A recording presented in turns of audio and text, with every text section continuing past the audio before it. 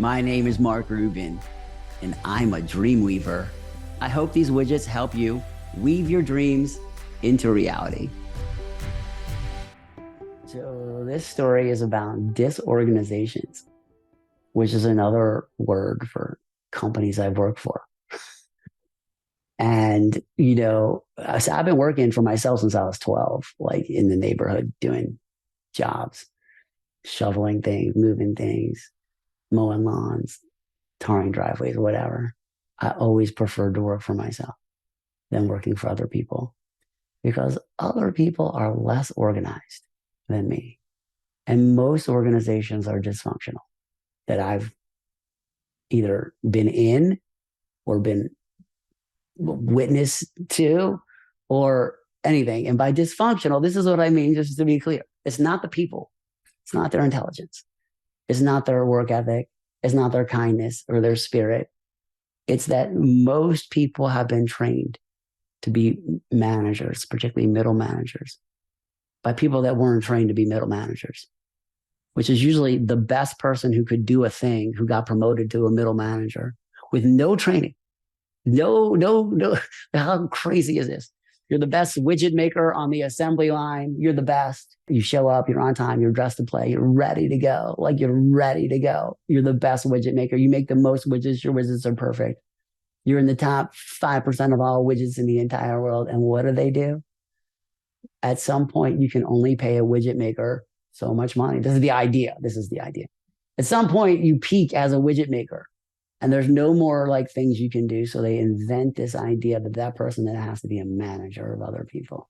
The best widget maker is the worst manager. It is the clone problem. The clone problem is this typical entrepreneurial problem. The thing that made a person the best widget maker are the things that are rare in human beings. And they show up, they're on time. They come dressed to play, which is prepared with tools and equipment, ready to go every day, every single day. That's what they do. And they're the best one. But 99% of other people don't. And now you put this person, this highly skilled, this unique, rare person in charge of other people that are not like that person.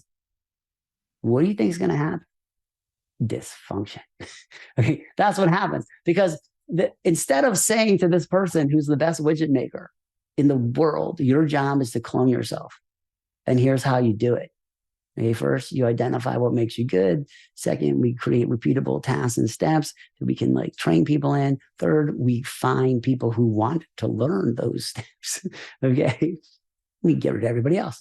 And basically, like the game of improving people can be learned and taught. And it's not like my experience. So you end up with a manager who used to be good at something and is now bitter and angry because they're not able to achieve results through other people. See, management is getting things done through the efforts of others, and leadership is getting things done through the efforts of others because they want to do it. And you can learn how to do those things. Like those are learnable things. But normally, well, not normally, my experience is that doesn't happen. What happens is you take the best person and turn them into the worst person. And then they get fired or quit, or there's chaos. And as a stage of my life, the story about dysfunctions was my attempts to try to navigate these corporate environments and try my best to create win-win-win scenarios for everybody.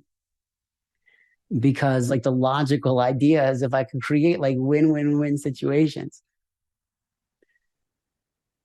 then I'm not in conflict with anybody about something that I would want to do. And what I learned so much about these corporations is there are different layers of management in organizations. My experience is you have the frontline workers, then you have the best frontline workers. And then you have usually managers, first tier managers, first level, that are just promoted from the front lines. Very little training. But they're still connected to the work enough, okay, to bridge the dysfunction.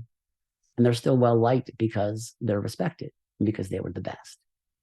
But then you go one level up, which is like firmly middle management. These people are caught between a rock and a hard place. They're too far removed from the work to have any credibility from the workers. And because of the turnover in the workforce at that level, no one remembers they were the best 2 years ago. So there's just some person telling some other person what to do so that they can get the next raise or bonus or banding or whatever, like the game is that they're trying to play. But meanwhile, people that they work for, there's only like one or two jobs above them that would make sense in any organization. There's one more level, like in the ones I've worked in. The person at that level is cutthroat, killer, who plays the game of having people, make him or her look good, and the game of getting rid of enemies that could move up and take the position. And that person is good at that game. And that could be a good game to be good at. Like that could help create value in the business. Like it's possible to create alignment with people that are competitive at that way.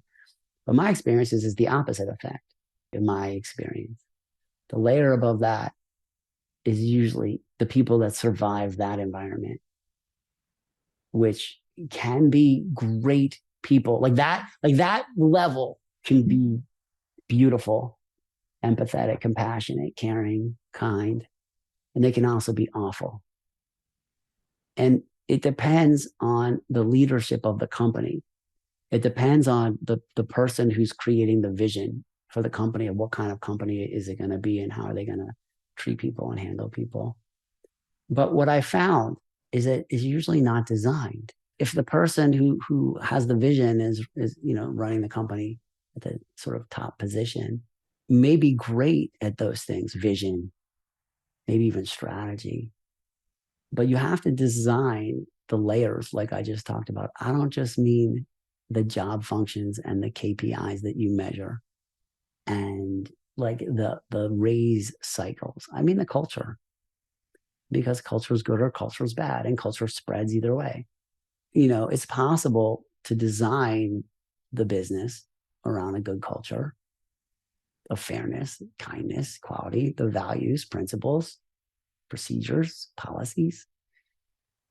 Or it's possible just to let chaos ensue and create disorganizations. And this was an important period of my life because this is when I decided I would never work for anyone else ever again. And that is leading to the next story where I started what became the profession for the rest of my life.